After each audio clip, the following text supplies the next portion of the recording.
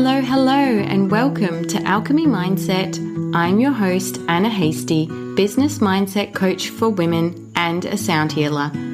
If you are ready to become the most aligned, magnetic, and confident businesswoman you are worthy and deserving of being, then this show is for you. This is where I share everything from mindset, energy, and spirituality, and how to embody your future self in business and life. Sprinkle that with deeply relaxing sound healings and meditations, and you have the Alchemy Mindset podcast. Hit subscribe so you always get the latest episode. Now let's begin. Hello, dear listener, and welcome to this episode of the Alchemy Mindset podcast. I am your host, Anna Hastie, and it's such a pleasure to have you listening to today's episode. Now, when I record a guest interview, quite often there are two sides of the interview that I love to dive into with my guest. Firstly, what do they do and what's their zone of genius? And secondly, their mindset around creating and starting their business. In other words, were there any challenges? Were there any insights or learnings that they experienced within their mindset in starting and establishing their business? And today I throw out these two main questions to psychologist Leanne Tran. Leanne is a registered psychologist who began her career working with children and families and has loved it ever since. Families see Leanne for assessments to understand autism, ADHD, specific learning disorders, among other things. She has found that there are always people waiting to access support, especially in rural areas. As a result, Leanne provides online information for parents about what children need for development and how this can be adapted for kids developing differently and practical implementation strategies. So in this episode, Leanne and I got busy talking about how she started her business and found her niche and focus as a psychologist, why it is important for parents to be calm and regulated, the tools Leanne uses to stay cool, calm, and collected with 3 kids of her own, the changes she sees within society around parenting and modelling, what children are currently teaching their parents, and her thoughts around the current systems, including schooling and children's needs, and why she believes it's so important to teach the parents she supports that they also can support their kids as well as themselves. And I have to say, on a side note, I just loved our conversation. I was left feeling so buzzed and grateful to have spent the time talking to Leanne. And I know that if I need some parenting support, Leanne has a great podcast called Parent Like a Psychologist. What's really super exciting is that I'll also be appearing on this podcast with Leanne in a few months, so stay tuned for that fun episode as well. Anyway, here we are. Without further ado, Leanne Tran, happy listening.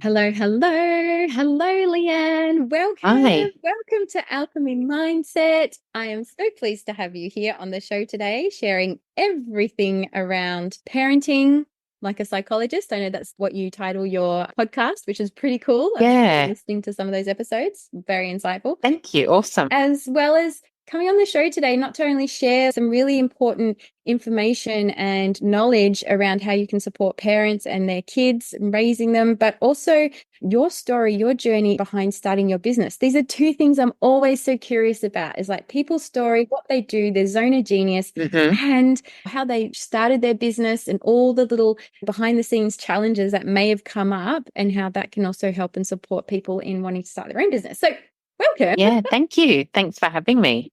Yeah, it's wonderful. So I would love for you to start. Just give us a little bit of a background story as to how you got yourself to where you are today within your business and what you do. Oh, as you were speaking, I was thinking they're so intertwined, aren't they? Your story and then how you get there for your business and what you do. I guess it would start maybe back in high school even, because I thought about being a teacher for a really long time. And then somewhere in high school, I kind of changed my mind and thought I would be a psychologist. And to me, I felt like there was that teacher component still there, but it was more being a teacher about things in life rather than school. And so that started me out in my career. And then I started working with kids and families really early on. It was my second, I think, because my first job was working with adults who had substance abuse challenges. And I thought, I really want to go back in time for these people, which is not possible. So that's what brought me back to working with children and families. And I worked in a long time with kids with developmental disabilities like cerebral palsy, and who had behavioural challenges, and worked in non-government settings in the government, and found that there was a little bit of restriction around that. And my husband is a paediatrician, and so he had this opportunity to start his own practice. And then later, well, originally I was home with kids who were little. As they grew a bit bigger, I came and joined him in the practice that we've kind of then ended up working on together over the years. So for me, there's been a lot of mindset shift, I guess, in becoming confident as a psychologist, for one thing, like confident in giving advice to other people, and, had that imposter syndrome come a lot. So after getting over that, then I had to get over the kind of thing about being in business as well. So that was more of a mindset shift. So we have this practice where I still work and see clients one-on-one here in Brisbane. It's called Peds in a Pod.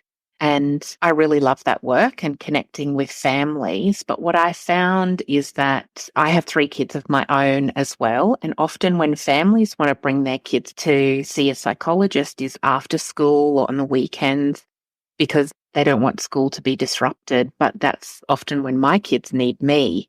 So that challenge of balancing work and family has been ongoing. It's a big part of why I do private practice, I think, because of the flexibility.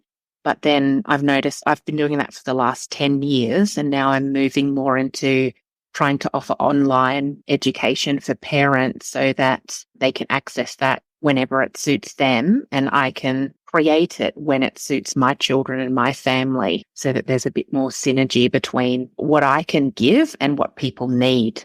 That's awesome. I love it how that you've highlighted the mindset struggles or challenges that you first came up with within your business. And I'd love to dive more into that in a little moment. And then you've also shared that you've created overall a business model or a way of helping families and other children so that it still works within that business and what you love doing, but it has that, like you said, that synergy in terms of working around your family and their needs and commitments and things like that. Because when we're in business, we can get lost between the hours that we feel like we have to put in and the hours that we need to be available to serve the people that we're helping, while at the same time trying to fulfilling the needs and being available to our family as they need as well, right? Yeah, I think that's a big thing. And for me too, in psychology, part of it is because, for all of us, having a job or having a business is, there comes a lot of things and responsibilities with that. But with psychology as well, and maybe even the work you do, there's that emotional component as well. And so for me, I've been working with kids all day. I've got to have enough emotional energy to do that, to first of all, to stay calm and centered when I'm doing that with kids in the room, but also being able to think and problem solve at the same time as I'm interacting with kids, and having enough energy to kind of play and be playful and fun. I'm an introvert as well, I guess, so it doesn't come naturally to me to give a lot of that. And so I find it's something that I can't do full time. So I do try to balance that with other work that I do and creating programs and things so that I can still be showing up in the best way for the families I work with in a various, range of different ways, but then also for my family as well. Yeah, absolutely. I can imagine that, like you said, that being available in that emotional sense and that energetic sense as well, because you are diverting and centering a lot of your energy and emotions around supporting families and their kids, knowing that everybody's going to have a different story, a different need, a different process or something like that. And then also being that same like centered, emotionally available, energetic, still got reserves to then be with your family and help and support your family and kids in the way that they need as well. Yeah, that's right. Yeah. So you've said like finding that balance between creating, I'm guessing that you do like lots of one-to-one type interaction and support with families and their kids, and then also creating like programs and things like that, that are the resources. Yeah, that's right. Because I found what I was doing was every family is different. Every child is different, but lots of time the information I'm giving about certain conditions, I guess that the information I give around conditions like ADHD or autism or learning disorders is always the same information. How it's applied for each different child and family is different, but the information was the same. And so I was thinking if I can create a way that gets this out there more efficiently so that more families can benefit from this information, I would be able to have more of an impact. So most of my work here is in the one-to-one, face-to-face in Brisbane, but I also do workshops online and things like that. So webinars, just teaching about ADHD and autism and things like that. So families can access that information. I can reach a higher number. Yeah, absolutely. And I feel like this is information that is so relevant and more so this day and age because of the awareness that we're having of children as they're coming forwards with their learning difficulties and their special needs, and the information that's out there to help educate and support the parents around that. I think it's really great that you've got the ways of not only being face to face, but also to be able to share that information to a wider audience. So you said that you help families that have children with like autism or ADHD or other learning disorders or difficulties. Is that specifically who you work with? It's probably the largest component. Yeah. And so I do see some kids who are typically developing and have difficulties like anxiety or maybe low mood, but most of the time the kids I see, they're developing differently in some way. So it's the things you mentioned or other disabilities or intellectual challenges and things like that. Amazing. I think that support is so needed right now. And I was just curious to know your thoughts on this. This kind of filters from a conversation I had with my energy healer, Kerry, not too long ago. But I honestly feel like, and if I can say it from a spiritual realm, that the children that are coming forwards now and the ones who are already here, they're here to challenge and to shift and change the way things have been done for a very long time. And I feel like the children that are coming forwards, particularly ones that are being identified with having ADHD or autism or something like that, that they're here to actually help us shift and change within ourselves as not only like parents, but as a society and the way that we educate them overall. Do you feel like that's something that you're seeing as a pattern within the psychological realm? Yeah, I think it is. And I think, I can see parallels to how COVID changed things a lot. And so, for example, we're meeting on Zoom today. Back pre-COVID, everybody was really sure that the only way people could work was coming into the office together.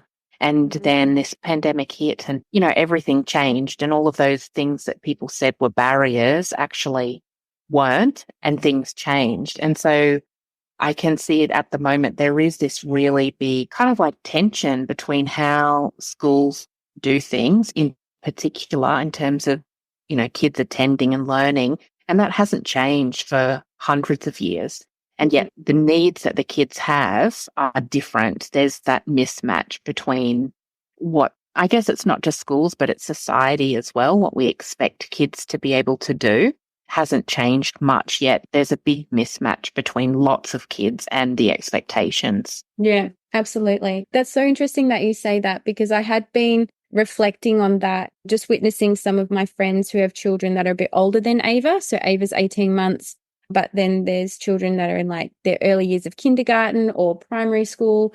And also just my husband is a high school teacher. So knowing his history of teaching has been since he's, graduated from university, which is over, I don't know how many years, but just seeing and witnessing the school system and then hearing his feedback and witnessing my other friends with children, how we're all trying to fit in and basically, I don't even know what the right way is to say this, but, sort of come out the other side that we do have abilities of reading and writing and that we can function within society, but how, like you said, the way of schooling has been kind of kept the same. It hasn't really, while we do know like there's EAs and there's more support in school, but the way the schooling is, it hasn't really shifted from, you come in, you sit down and you're meant to be quiet while you receive information and you have to write and read and do all the things. Whereas kids have shifted and changed. We have evolved as a society in a good way. So that's not fitting quite well. So I really find that fascinating and something really interesting to observe. So to hear you say that is,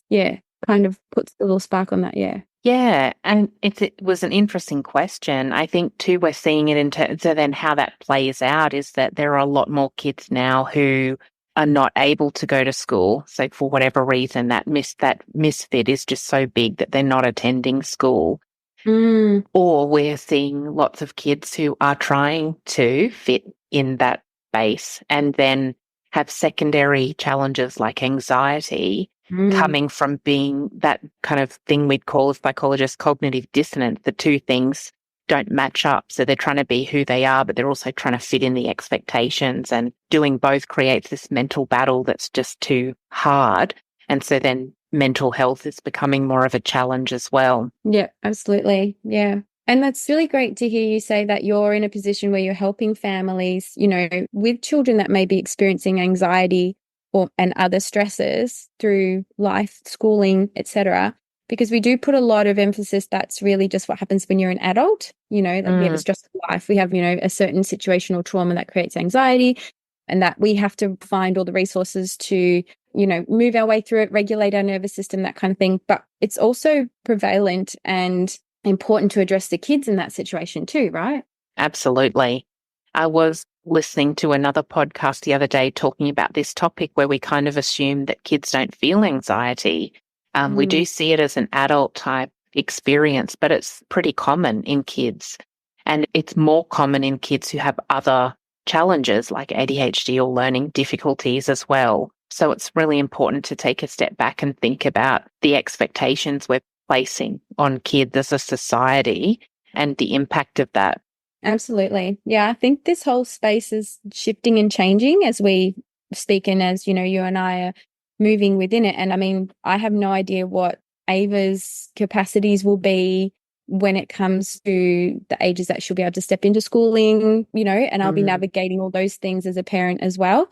So it's really, I think, great that in this time there is so much more information and resources available to help parents navigate these things. But also, like, one of the reasons why, I got you onto the show is to talk more about the importance of parents within themselves being calm and regulating themselves within situations that may arise with just being a parent and family life in general, right? I mean, yeah. But how important that is for not only themselves, but also for their kids. I'd love you to share more information about that. Yeah, thanks for asking the question, because I think you have mentioned too before we were recording that there you see a lot of emphasis placed on things like emotional regulation for children.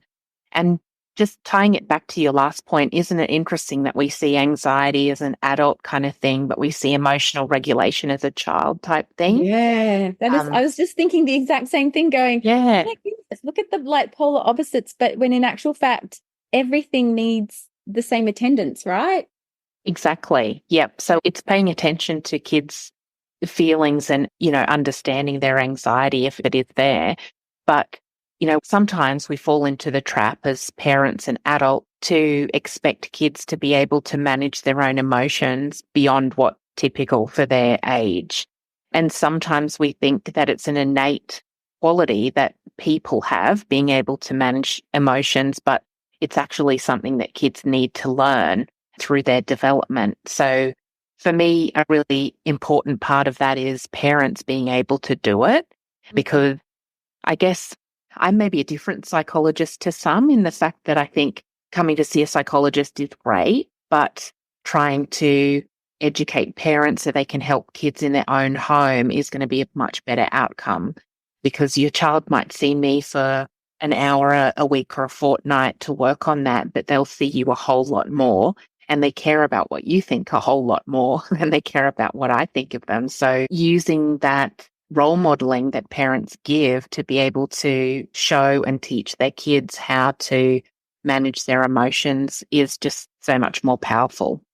Absolutely. And I have to add a little bit there with that from my own training, and I'm not by any means a psychologist, but I did study NLP. And the one thing that's always honed in my training was that your subconscious mind is the most active between the ages of 0 and 7. And that's the time when you're sponge to your world, to your environment, caregivers, to your society, to the things that you learn and see and witness that shape and develop, your habits, beliefs. And not saying that's the only time where those habits and beliefs really can only happen. Obviously, as we grow, we still develop other strange habits and beliefs, right, through our experiences. Yep. As a little teeny tiny sponge, you're just absorbing everything because that's the development of your mind at that stage of your life. So your kids are witnessing the way you talk about things, the way you do things, and that's how they develop. Like, for example, maybe it's the way you clean your teeth. Let's say, break it down to something really simple, the way you clean your teeth, or you wipe a bench after you've cooked. Like, your kids are developing or seeing a habit and a process, and they develop that themselves. But if you also come to it from another perspective of like the way you talk about other people, the way you handle relationships, and as you're saying here, right, the way you handle your own emotions, Yep, and regulate your own nervous system according to certain situations. The way, like, I think a really big one that I see within the coaching world is your money mindset, and the way your parents or their beliefs and their habits and behaviors around money, and how that filters through into now as adults and how we actually use and interact with money. Yeah, just so those little things. But coming back to what you said, it's easy for us to focus on children about having them to regulate their emotions. And like you said, they're seeing you 24 hours a day, apart from maybe the 1 hour when they're with you, Leanne, and of a week. And they're still witnessing all the things that go on in life and in the home that happen outside of your time together. So it is important, like you said, to support the parents and teach them, well, they're looking at you and they're sponging the information from you. So how are you dealing with this all at the same time? Yeah. And your podcast is a lot about mindset. And I think if you keep that as your mindset for parenting, that you have the opportunity to model and teach your kids that stuff, then that's the most powerful mindset you can have. And sometimes the parenting mindset is more about what we've done wrong. Or, I haven't done that, so then I haven't, that's why they have this challenge now. But I always flip it around and say, maybe, but it means then you've got the power to change that as well. So you can flip it around and use that to teach the positive things. Yeah, absolutely. I think that's so important to remember as well. Thank you for sharing that, because you're right. It's not like these things have happened and it's branded on you like a tattoo for life. Yeah, exactly. And so you mentioned with the emotional regulation, some stuff that really links back to training that I've done and things I've been focusing on recently. So it's things like that learning to do stuff before, the kids learn by watching us do things. And we kind of call that procedural learning. So it's things that we don't intend to teach kids, but by watching us, they learn that's how you do it. And so a powerful quote I often think about when we talk about parenting is that kids learn what we don't mean to teach. And so we can have the best of intentions, but they will watch what we do really closely. And there's a great program from the Australian Childhood Foundation called Bringing Up Great Kids that is kind of teaching parents this stuff through just reflecting on their own parenting and thinking about the impact it has. And as part of that, one of the examples I was seeing was videos of parents and kids who do things the same way, innocuous little things like, if you wash your hands, then do you flick the water off? And you don't teach your kids, okay, after we wash our hands, we flick off the water. They just see you do it and they learn to do it. And so by thinking about that and what they're watching and learning, it increases the impact that we can have so much on our kids in a positive way. Oh, 100%. I fully agree with that. Yeah. I'll also get the detail of that program from you, and I'll put that in the show notes as well, so that if any can have a look, including myself. Because also following in this conversation, what I'm seeing as well is that we're learning from kids and kids are learning from us. Like, our children are here to help us be better people. I know Ava has come into my life and into my husband's life to help and teach us certain things. And if we ever had another child, I do feel that the same way. Like, they're here to teach and show us and help us to be better people.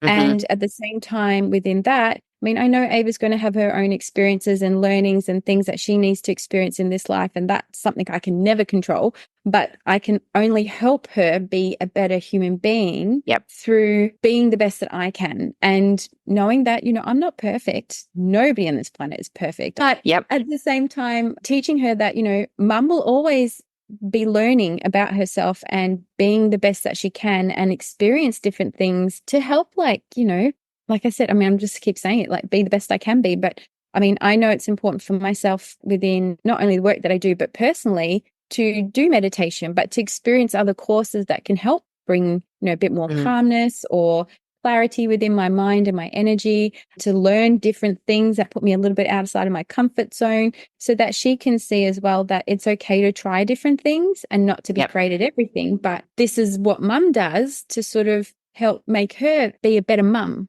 And I think that's the one thing that's really circulating around here as well, is that these kids are here to teach us just as we're here in a partnership to teach them. And I feel like sometimes it's always been that one-sided, like, I'm the parent, so I know more than you. And I love the quote that you gave. And the one that always circulates in my mind is, do as I say, but not as I do. So, you know, but it's the same thing. It's like, you're the child. What would you know? When in actual fact, they're spiritual beings with a lot of intelligence that they're here to help shift and change us as well. Yeah. Yeah, and I think they are their own people as well. So there's that old school philosophy of, I'm the adult, I know, you're the child. This is what you should do and how you should do it. But, you know, that doesn't work for all kids. They're their own people. They're going to turn into their own adults. And our job is to just kind of guide them along the way. And how we do that, like you mentioned, is by trying to be the best people we can be ourselves, but also give them advice and teach them skills. But ultimately, we can't control who they're going to turn into and who they're going to be. So it's more about, I guess that's where I see that modeling coming in, is more so it's not trying to teach or create something in our children that we want, but focusing more inward about creating it in ourselves, and then they will benefit from that flow on effect of that. Absolutely. Yeah. That makes such perfect sense. In my mind, it does anyway. I hope it does to the listener as well. Yeah, if it does, at least in your mind, then we're getting somewhere. Yeah, exactly. One person on the planet who gets it. Yep. No, I know this will really resonate with a lot of people out there. And I hope it really does also inspire people to take a moment to reflect on some of the things that maybe they've been feeling a little bit, you know, like they've been struggling with themselves, and just taking time to reflect on that and maybe find ways to get the support or do something to help themselves, knowing that what they do does help their family and their kids as well, and overall society, really. Yeah, and it's like coming back right from the very start of this little part of the conversation where you said that, you know, a lot of time we see it within the kids, but in actual fact, it is parents that need to also work in partnership with what their children are needing. Yeah. And so taking that step back and trying to look at how we can improve for ourselves, I think, you know, rather than seeing that from a place of putting pressure on parents, I'm trying to convey it in a way that takes the pressure off the child to develop and grow and learn. And it's kind of letting them have the space they need to be to turn into who they want to be. So it's not so much about feeling guilty ourselves about what we haven't done, but just know that kids will develop and get there in time. So that pressure on you that they're not there yet should just be removed out of the dictionary, along with perfectionism. Yeah, I think that one should be also removed. Yeah, absolutely. Oh, thank you so much for sharing that really important part there, I think, of our conversation. I just know that's one of those really divine moments of information that has just dropped in, and I know it will really help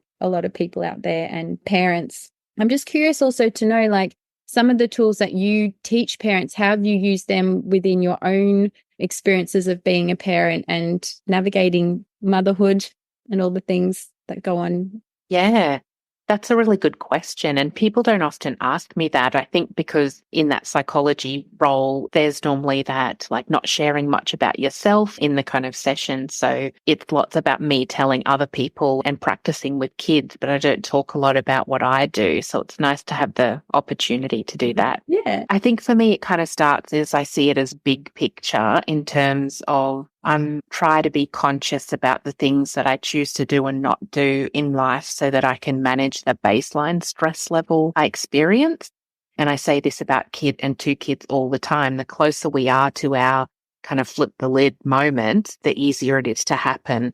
But if we can reduce the baseline, and so for me, that's by doing things like trying to sleep well, do physical activity, and balance work pressures with family pressures, my stress levels are a lot lower, and I have a lot more kind of then capacity to handle my emotions and stress. because as psychologists too, we often look at things that are preventive strategies. So that's one thing, but then also doing things like mindfulness and having time to myself in nature. That's my spiritual kind of practice, being in nature. Beautiful. All of those are the preventive strategies. And then when I get triggered and, set off, which happen, I've got 3 kids. It happens sometimes daily, depending on the period of time we're going through. I have this rule in our family where you my husband and I guess we say we're going to take 5 minutes. So it's if we feel really annoyed and frustrated, we'll say, I'm going to take 5 minutes and we'll go and sit somewhere quiet away so that we can calm down and have a chance for our rational mind to kind of come through before I respond and react. And so then also breathing is a good one. Doing lots of deep breathing I find calms me when I'm really anxious, because there's that great connection between deep breathing and reducing our heart rate, which brings all of our stress levels down. Yeah. So I think the real crux of it comes down to catching yourself before it's too late. So trying to do that stuff early is great. So for me, if it's something with my kids, maybe I'll use one of those strategies first before I give an answer to a situation. Or if, the kids are arguing with each other, I will go and take that 5 minutes out or do some deep breathing or something and then come back to try and solve the problem with them. Yeah. Absolutely. Oh, they're great techniques that I think a lot of people would be really interested to hear, but it's not like it's anything too outrageous that seems impossible to do, right? You don't need to be qualified in all of these things. I really like the one where you said whenever you feel like you're about to have that, flip the lid moment, that you say to your husband, all right, 5 minutes, just need 5 minutes, and you take yourself out of the situation just so that you can calm yourself down and have that moment to gather your thoughts or your energy or whatever it is, or just not to be present in that moment before you re-engage. And I think that's just brilliant. Like, such an easy thing to do, because you're right, we can be so reactive in a split second and within a moment of something happening. Whereas if we just take a moment to pause, breathe, go, all right, before I respond, then that can diffuse a situation that could often be a lot more explosive, right? And the point of the strategies really is to put a bit of distance between the situation and your reaction to it. And so it doesn't really matter how you do that. There's no right way to do it. It's about what's the right way for you. But for me, if we do that walk away, then it gives you the physical space for you to then find the strategy you need. Yeah. There's nothing worse than saying, okay, just give me a minute, I've got to calm down, and you're trying to do deep breathing and the sibling rivalry is still happening. And it doesn't work. And then in those moments, I will, lose it and snap or something like that. Yeah. And then, because I know it hasn't worked, I haven't given myself the space to do that first. And the other strategy I know is it's a strategy for when you've accidentally snapped or said something in a really mean way. You can just repair the relationship as well. You mentioned that there's no one perfect. We make mistakes. And so repairing that by just saying things like, you know what, I wasn't calm then. I didn't think it through and I was rude. I'm sorry about that. It's a great way for you to relieve the guilt, the parent guilt of having made a mistake. But also it repairs the relationship you have with your child and your attachment. But then it also models to them what to do when they've had a mistake. Yeah. So you don't need to kind of worry that when it doesn't work out that you've kind of stuffed up your child or anything like that. And I think that's a really a great thing that you've highlighted as well, is just explaining to them what happened within your moment, so they have that understanding of why mum was not happy at that moment or why she reacted in the way she did, and knowing that maybe that wasn't the right way, but it just happened. And like you said, we're not perfect. So, and I think the other thing is there is like, in a way, apologize. I didn't mean to be like that. I'm sorry that I, because it does help, like you said, soothe, repair, and just ease that guilt of like, crap, I just said that in that way and that wasn't really nice and I don't mean it. And then the more it lingers, sometimes it's the harder to go back and then, soothe the situation, I guess. Yeah, that's right. Just wait till you are calm, though.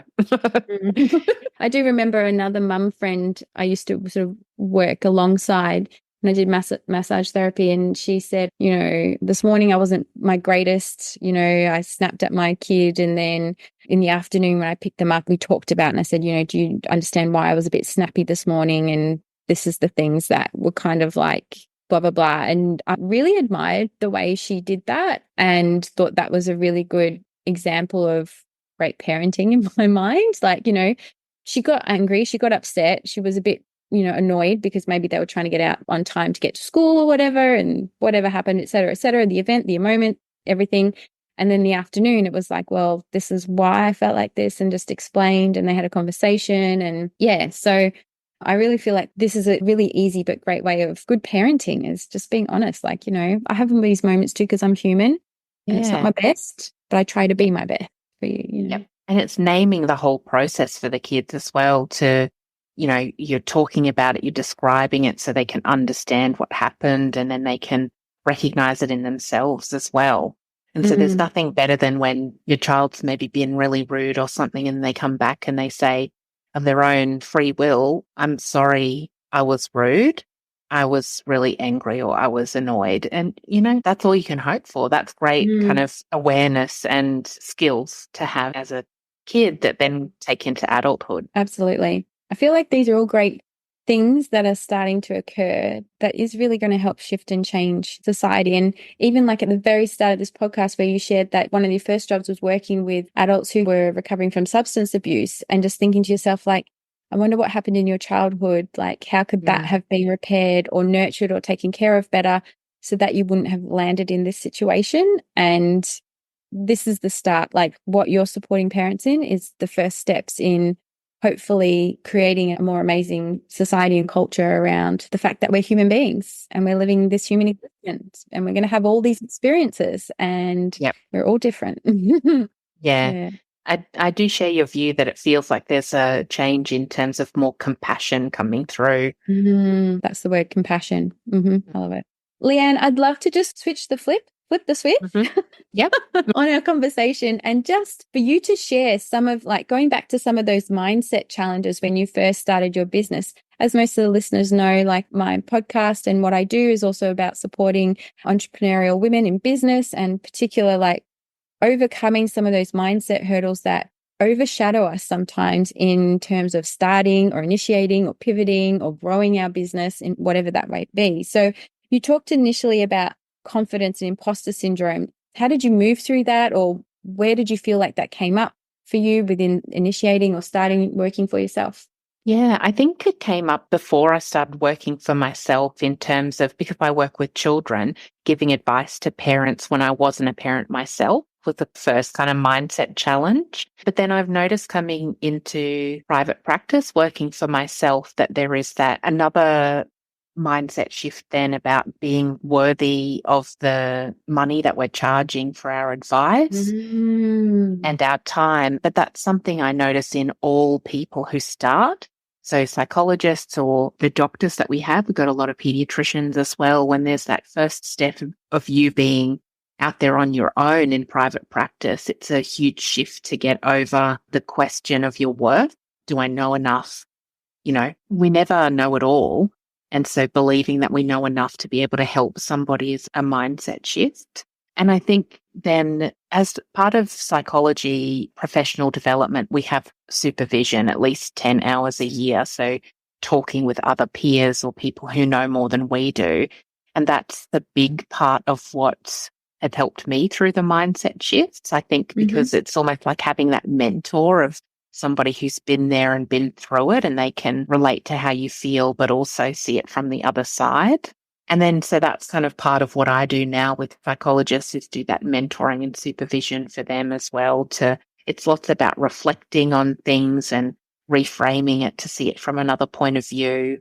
And so that one of the common ones for me is thinking about, you know, do I know enough to help families? And then twist it around to be thinking, if this was my child, how would I see the value in this? So that's been really interesting to come through. Yeah, wow. I love it how you've highlighted that one aspect of, you know, newly qualified, or your value of what you're charging according to the knowledge that you have. I think that one comes up a lot within the entrepreneurial world, regardless to what industry you are in. And particularly, I mean, in industries where perhaps things aren't like regulated, it's still, you know, I'm just thinking of, for example, within the massage world, it's not really a heavily regulated industry, but, you know, knowing that when you're starting, like, you know, do I charge this much basing it on according to my qualifications and my experience? And will people pay for that? And will they be happy to receive what I give them for that money? You know, all those questions around worth and what you're wanting to charge being backed up by what you truly believe in is your value. I think that's one of the huge mindset hurdle that comes up regularly. It's not an uncommon one. And so, like you said, having that mentorship or someone that can coach you and support you through those early stages to say, well, actually, you do know a lot, or to support you in filling the gaps where you might need more information or support. I think that's really important. I think within all the entrepreneurial world, like to have someone that you can mentor from and learn from to support you is a great way of overcoming mindset challenges. Somebody from an outside perspective, because sometimes we get caught up in our head thinking about it. Yeah, seeing it from the outside can be really helpful. And people have helped me flip it around to look at, rather than it being about my worth and that kind of thing, about what value is this to the families or to the person that I'm supporting. And that's an easy way to make it not about us and who we are, but, you know, we're trying to do work for others. And so that mindset change has been a really useful one for me. Yeah, amazing. So that's really good. Thank you for sharing that as well, like what you've initially experienced there. And then now that you've got 3 kids and working for yourself as well, like I know you brushed on this or talked to this earlier in the podcast, but how do you find that unravels? Sometimes life unravel. That's a very probably a meaningful word you've accidentally used there. But I think sometimes one challenge I've worked on too with is trying to like articulate a vision and kind of try and follow it through. I think I'm naturally a collaborator, kind of bringing people together, but stepping out into that, doing things or creating things feels more like a leadership mentality. I'm working on getting used to that. And so I think that is, in my mind, going to help push me along the path I'm going to, because I can tend to be a people pleaser, so which means I take on a bit too much. And then that's when things start to unravel. So I'm trying to change that by focusing on my mindset and what I'm focused on and what my goals are, so that I can be more aligned to the work I'm doing and my priorities with family, rather than saying yes to everything. So it's an ongoing battle, I think. The idea of work-life balance, I think, is another one we could get out of the dictionary. Yeah, I think that totally. I think balance can just be erased. Yeah. So how it works for me, I guess, and I don't know whether this is intentional. It's probably partly intentional and partly just by happenstance, but I tend to go in seasons. And so they line up with the school terms. And so I might work really hard during the school term and then have breaks over the holidays with my family when the kids aren't at school. But it's also when my clients are often off on holidays and maybe, you know, have more fun things in their life than coming to therapy. So it's a natural way of being able to, like, you know, get things done, but then have some restorative breaks and renew my energy. And then I'm ready to go for the next term and that kind of thing. Because I don't know that the balance ever works, but trying to build in some downtime and recharging time is the most useful thing I've come up with so far. Yeah, absolutely. I think it's the most sustainable thing in business to make sure that you're taking care of your own energy, your own mindset, your own spirituality, your own physical health. Because when you work for yourself, and unless you're managing employees, if it's just you, show doesn't happen if you're not on your best game, right? So I agree. I've sort of structured my business a bit around school holidays as well, because that's when Francois has time off being a teacher. And if anything, I feel within myself that when I get to the school holidays, I'm ready for a bit of a break. Like, I love what I do. I love holding weekly sound baths, but there's a point where sometimes I'm just like, oh, I just need to tap out of the spiritual for a while. I just want to go on a holiday and see something else. And that's when, and I'm sure you can agree, we find our most inspiration. When we've stepped outside of our business, when we're not too close to it, we find our biggest creativity, our inspiration, those more ideas. But ultimately, we're just taking care of ourselves. We're not meant to work 24/7 as robots. And even machinery breaks after a while. It needs to be repaired. So within ourselves, I've sort of taken on a similar thing where during, you know, school term, I'll try and work as hard as I can, do as much as I can within that time. But then school holidays, I step out of a lot of things that I would offer because I want that downtime too. And that's the time when Francois is free, and I'd love to spend time with him and Ava. So yeah, it's a good one to work with that. Yeah. Absolutely. And then lastly, I'd love for you to share as well, if you've got any advice, like if someone was to say to you, Leanne, what would be 1 or 2 bits of advice that you could offer another woman or a mum who's about to embark on an entrepreneurial journey and start her own business? What would you say? This is such a great question, because I find it's so useful hearing other people's perspectives and stories. So I could imagine listeners to your podcast hearing everybody give this answer would be amazing. I think probably 2 things I would focus on. And one is to say, yeah, do it. I waited too long and I didn't trust myself soon enough, I think. So I would say just try things. And you can refine it along the way. And to me, that's a bit of a mantra I have as well, where I have in my mind of starting out, I don't know what to do because I'm not sure how it would be its optimal, thing. But to start out and refine as you go along will help you get to the end place you want to be. And then in terms of being a woman and possibly parent and also running a business, I think I would say you're going to drop some ball somewhere. And advice that was given to me once, and I don't remember where I got it from, is to just make sure you don't drop the ones that are going to break. And so it's not this idea about work-life balance. It's mostly about how many balls do you have in the air at the moment. If you're going to have to drop one, make sure it's the one that's not going to do some damage. So sometimes it's going to be dropping things with kids. Like not read the school newsletter and not done this or that. But if my kid needed something because they were unwell or they needed a medical appointment, that's not something I would drop. And same with work. Sometimes there are things that are really pivotal and important that I can't drop, but other things won't make such a big difference. So I think it's about thinking, in terms of my core values and what's important to me and other people, is this something I can just drop and let go? Such gold advice, Leanne. I love it I love that analogy of like, if you're going to drop a ball, make sure it's not the one that breaks. And I'm just thinking of that Christmas bauble. That's the glassed one, that breaks and it just shatters. Yep. That's such gold. Really good. I feel like there's a microphone drop here as well. Yeah, it's one of those things that even now it makes you stop and think about it. It does resonate a lot. Again, it depends how you look at it, doesn't it? Because it's not meant to be scary about if you drop something, it will break, but it's mostly about just hold on to those ones that are really like, the glass baubles, and the other stuff will, if it drops, it might bounce away and you won't even think about it again. Yeah, that's such beautiful advice. And I'm so glad that you've shared that, because that will no doubt also resonate with someone who's listening right now and will need to hear that. So thank you again. You're welcome. Oh, Leanne, this has been such a fun episode to record and have you on. I'm glad you feel that way. Yeah, it's been so fun. And I'm so grateful that you shared so much wisdom and information here. I just feel like I've just learnt so much myself, and there's so much that I can take away within our conversation. So, of course, if anybody wants to reach out to Leanne, not only hear her podcast, but to receive any information or support, I'll have all the information in the show notes, of course. And of course, thank you so much. Thank you so much for coming on the show and being part of this. Absolutely loved it. Yeah, thank you so much for having me. I've really loved the conversation as well.